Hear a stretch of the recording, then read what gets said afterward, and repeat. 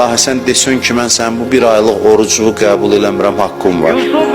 Oruc ki, mən tutmuşdum, onun qəbul olmağa ləyaqəti yoxdur. Sən desən, bu aydakı ibadətləri qəbul eləmirəm. Doğrudan da valla səmimi deyirəm, nə oruc idi ki, mənim tutduğum oruc? Nə namaz idi mənim qıldığım namaz? Həqiqətən insafla danışaq da, nə oruc idi və nə namaz idi? Sən bunları qəbul eləməsən, haqqın var.